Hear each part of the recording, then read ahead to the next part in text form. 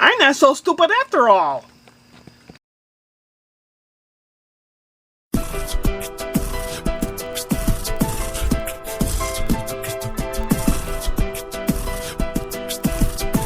Hey, it was one of those days. You know when you wake up and you know the day isn't going to go as well as you hope? You miss all the stoplights, that kind of thing.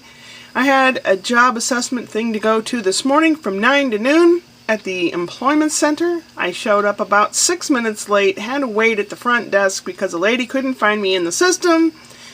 Then she found me in the system, gave me a piece of paper, and told me to sit with a bunch of people on the other side of the room. So I'm sitting there waiting and waiting and waiting. Other people are called away. Finally, my name is called. So I get up. This is 20 after 9. I get up and I go over to this woman's desk, and I've seen her before. Every time I've seen her before, she's coughing and snorking and slurping and snurping, and she's sick.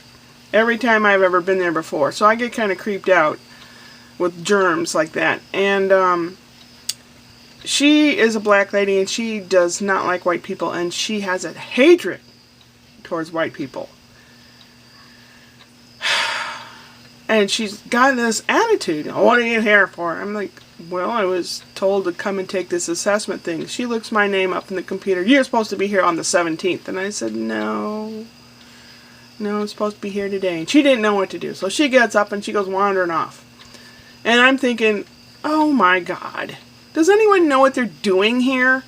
Then the lady that signed me up for this thing comes wandering by. Oh, what are you doing here? You're supposed to be in there. We've already started. I don't know if I can get you in. I'm thinking, well, is it my fault? And she felt kind of guilty, so she took me in the room. There were 3 guys already taking computerized tests for some some job that they were actually taking a test for. Mine was 3 different tests. She was entering me in the system, misspelled some things, and put it all in caps, and when I tried to log in, I couldn't. Then she had to call Jefferson City and talk to someone in the IT department about rearranging it, getting it where it's supposed to be, so that was more time taken away. By the time I started the first of the 3 tests, it was 9:45. It only took me 2 hours to do 3 hours worth of tests. The first one was a math test. I brought my own calculator because I'm very familiar with it. The keys are a little larger.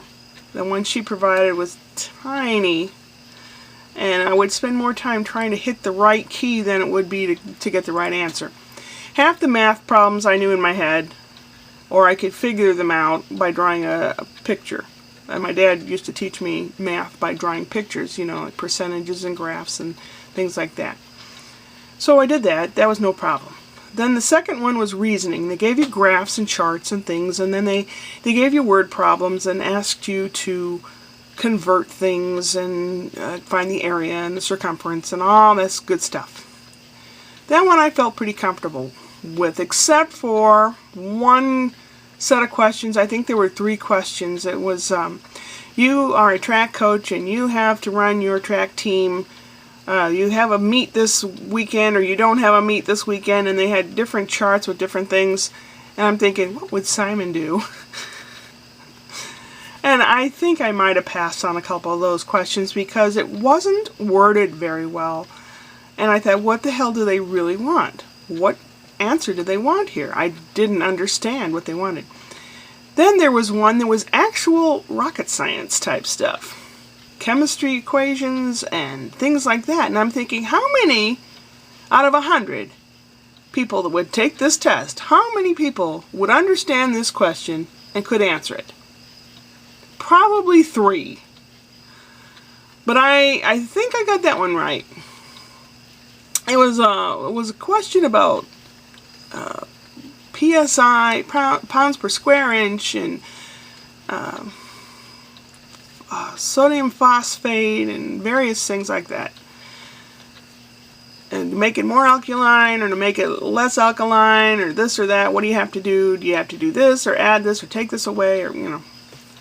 The last one was a lot of reading, and I have ADD, and it's not easy for me to read and comprehend quickly. I have to soak it all in. But here's the document.